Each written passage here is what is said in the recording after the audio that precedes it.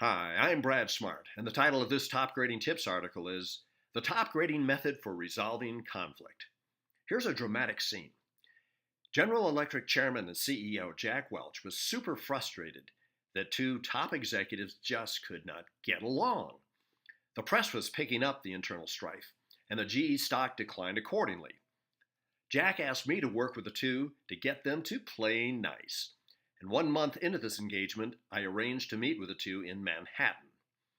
When secretaries learned that we'd be meeting, they were so worried that there would be a blowup and that the press might videotape it and it would be in the nightly news that they literally evacuated an entire floor of a skyscraper. That was totally unnecessary because the top grading approach to conflict resolution had already worked its magic. And within a month after our meeting, the two executives were meeting to implement what everyone concluded was the best possible resolution. So here's the background. In our extensive experience as top graders, assessing and coaching CEOs and other top executives, of course, we've become very aware of what sort of developmental activities top executives need, and I've written about listening skills as one. Another common need among senior executives is to learn how to handle conflicts, to prevent and resolve them. Oddly enough, the actions a manager might take to listen better are very much the same as actions to take to both prevent and resolve conflicts.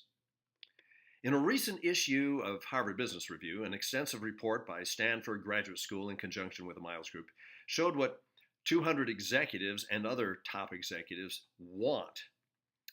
I'd like to ask you to go to the article to read the survey, but you'll see right at the top are listening skills and conflict management skills. The top grading method of preventing and resolving conflict is like the top grading for hiring in that there's a deceptively simple solution. For top grading hiring, the Cliff Notes method is to, and I know a lot of you know this, administer the truth serum, conduct a thorough top grading interview, and verify all conclusions and reference checks arranged by candidates.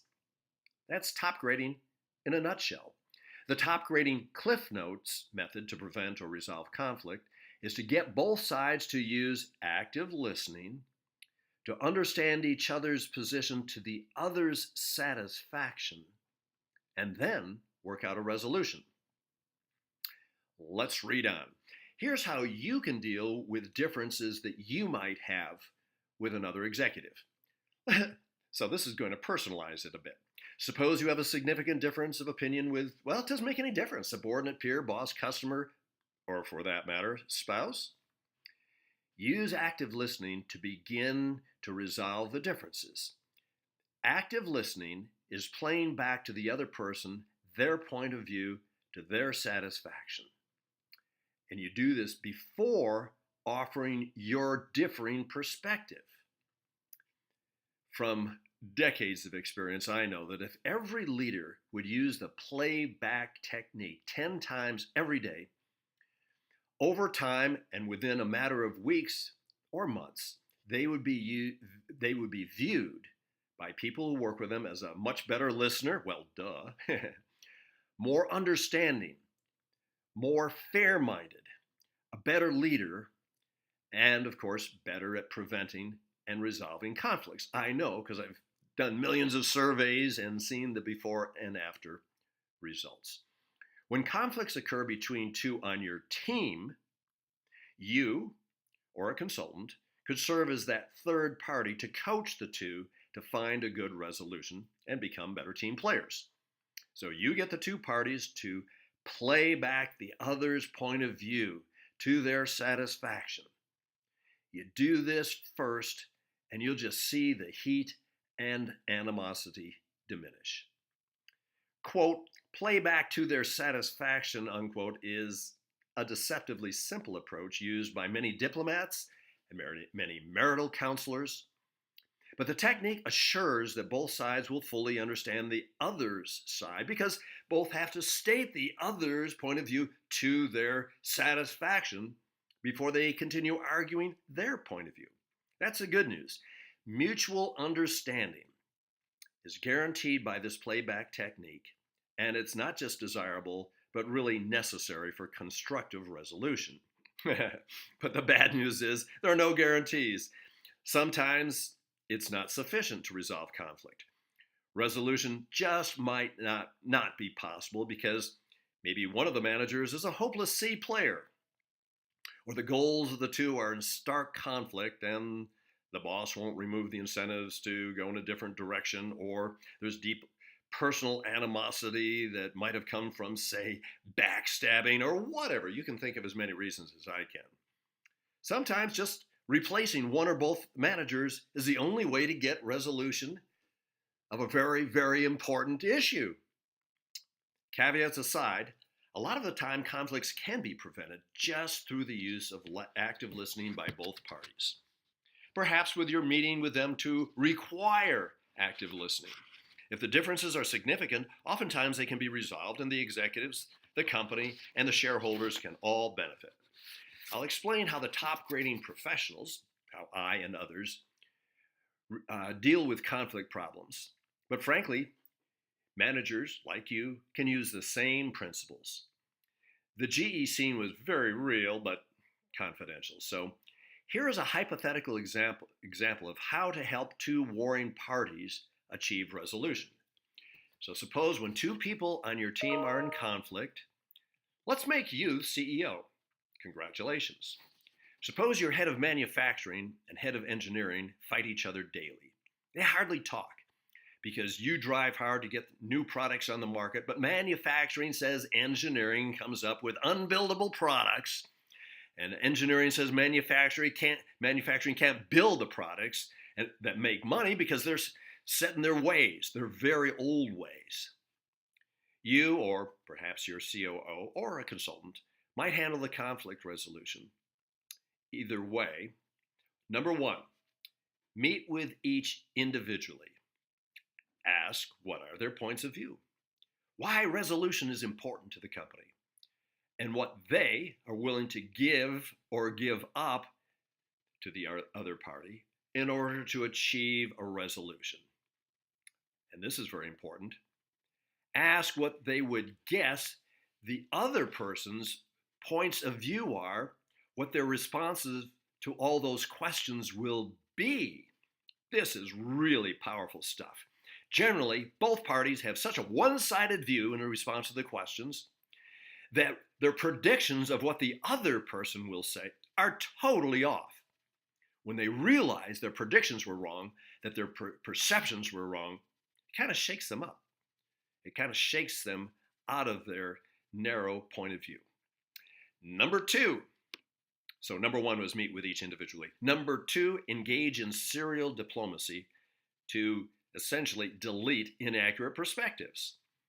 Like a statesman or marital counselor, go back and forth to the two individually, shaking them out of their rigidity by proving they were wrong in their predictions and asking them to rethink all the questions, all their points of view.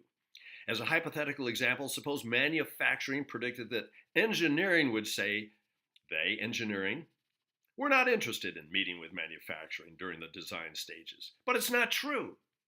Engineering wants to meet with manufacturing throughout the design stages to be sure manufacturing can build it.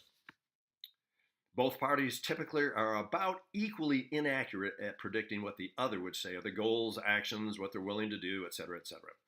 There might be 5 or 6 individual meetings until both are very much more realistic and truly understand the other's point of view. As their predictions prove inaccurate and truth is introduced, the negative emotion is cooled down and both become more willing to listen to the other's perspectives. It's just normal for all of us to listen to the other person after the other person has clearly stated our point of view to our satisfaction. So obviously I'm linking back to active listening again. The head of engineering might come from a company that had great results with Six Sigma. And that head of manufacturing might have been blasting away at manufacturing for living in the 19th century, not even the 20th century.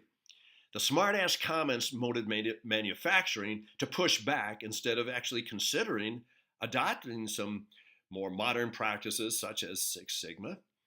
The serial diplomacy by you or someone else might help engineering understand that smart-ass comments are dysfunctional, might help manufacturing finally agree to at least consider launching a Six Sigma initiative or some other lean manufacturing or modern approach. As stated earlier, there are no guarantees. If the head of manufacturing is determined to avoid best practices, then you as CEO might have to dictate the changes or maybe even change the head of manufacturing. Okay. Step number 3, this is the final step, we're almost done here. Engage in serial diplomacy to drive toward a balanced resolution. It's more back and forth. Essentially, both should give, they should give in, and they should give up quite a bit in order for both to finally agree to the resolution. And guess what? In my experience, when groups are warring, the nature of the resolution frequently becomes more about process than specific programs. Sure, in this case, manufacturing might agree to explore Six Sigma, and engineering might agree to stop taking pot shots at manufacturing. But what has become clear is that active listening is necessary in order to prevent future conflicts. That becomes the mantra. That's the process commitment. So in summary, here's a brief summary. Listening is the biggest deficiency of top executives, in my opinion, and obviously coming from my experience. And although the principles of active listening are easily stated, it takes a commitment by any executive to do better. From decades of experience, we've learned that executives who improve from, say, a rating of 6 to maybe a rating of 8 in listening are perceived as much better leaders in general. They're better at strategizing because they include more people. They're able to hold people more accountable. And yes, they're perceived as significantly better at preventing and resolving conflicts.